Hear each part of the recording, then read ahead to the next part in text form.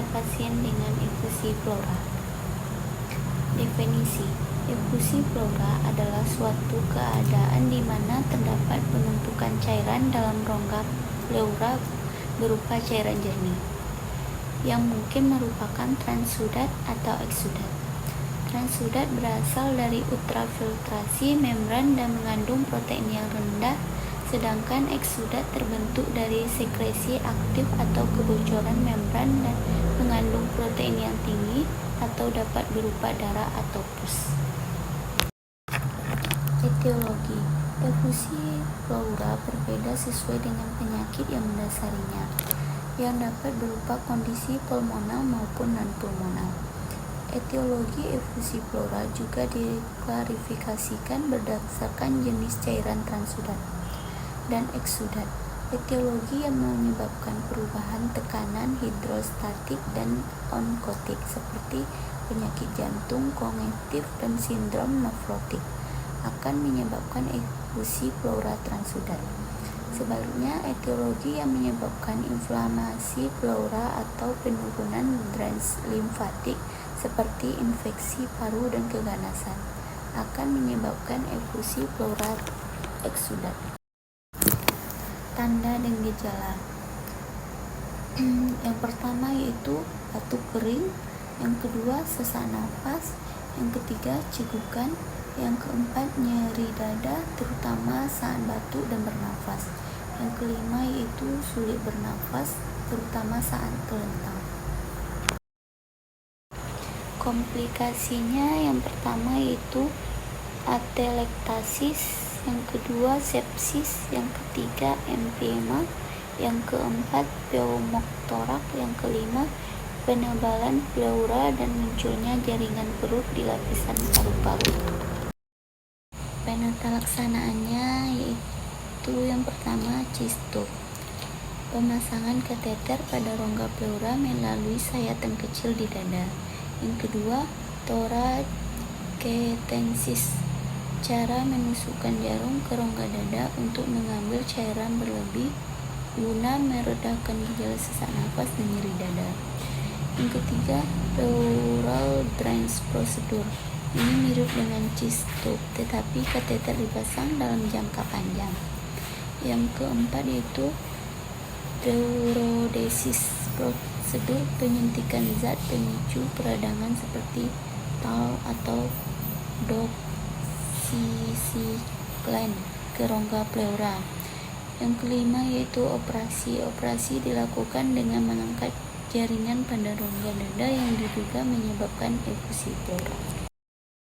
Pencegahannya yang pertama yaitu membatasi konsumsi minum alkohol. Yang kedua menghentikan kebiasaan merokok. Yang ketiga menggunakan APD, alat pelindung diri, sesuai standar bila bekerja dengan bahan atau zat yang berpotensi bahaya seperti asbes. Yang keempat yaitu melakukan pemeriksaan secara berkala ke dokter sesuai kondisi medis yang dimiliki seperti penyakit jantung dan penyakit autoimun. Konsep asuhan keperawatan efusi pleura. Pengkajian yang pertama, identitas pasien pada tahap ini meliputi nama, umur, jenis kelamin, alamat rumah, agama, kepercayaan, suku bangsa, bahasa yang dipakai, status pendidikan, dan pekerjaan pasien.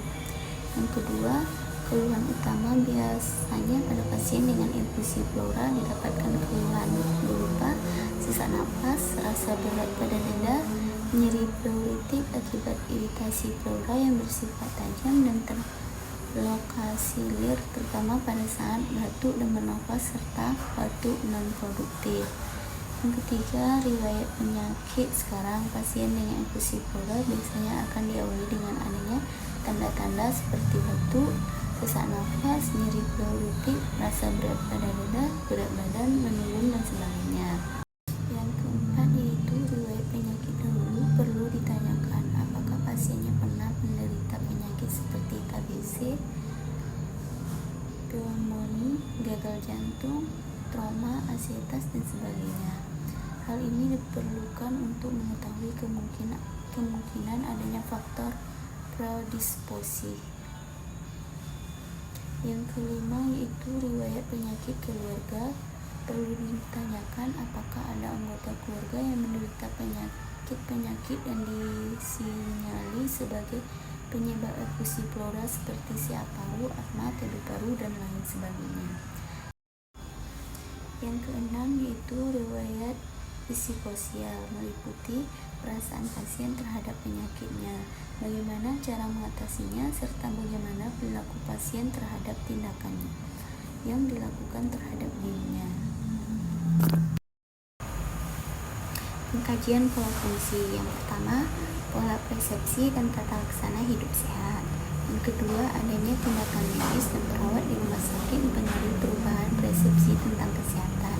Yang ketiga, kemungkinan adanya riwayat kebiasaan merokok, minum alkohol, dan penggunaan obat-obat bias menjadi faktor predisposisi timbulnya penyakit. Yang keempat, pola nutrisi dan metabolisme. Yang kelima, dalam pengkajian pola nutrisi dan metabolisme, kita perlu melakukan pengukuran timbangan dan berat badan untuk mengetahui status nutrisi pasien. Yang keenam, yaitu perlu ditanyakan kebiasaan makan dan minum sebelum dan selama MRS. Pasien dengan efusi pleural akan mengalami penurunan nafsu makan akibat dari sesak nafas dan penekanan pada struktur abdomen. Yang ketujuh yaitu peningkatan metabolisme akan terjadi akibat proses penyakit. Pasien dengan efusi pleural keadaan umumnya melemah.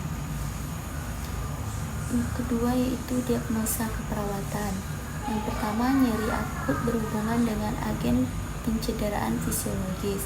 Yang kedua, pola nafas tidak efektif berhubungan dengan keletihan otot pernafasan ditandai dengan dyspnea,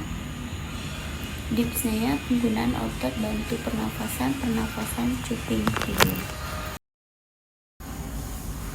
Intervensi keperawatan. SBKI, pola nafas tidak efektif berhubungan dengan hambatan upaya bernafas. Inspirasi atau ekspirasi yang tidak memberikan ventilasi adekuat. Tanda Mayo, DS dyspnea, DO penggunaan otot bantu pernafasan, fase ekspirasi memanjang, pola nafas abnormal.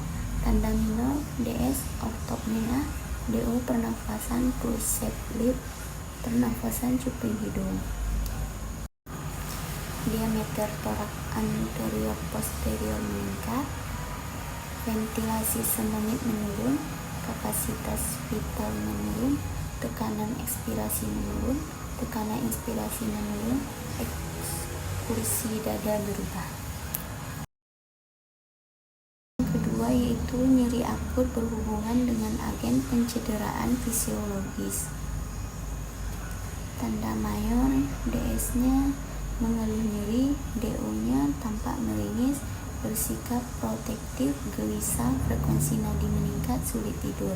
Tanda minor, DS tidak ada, DO tekanan darah meningkat, pola nafas berubah, nafsu makan berubah, proses berpikir terganggu, menarik diri berfokus pada diri sendiri, dihoresis.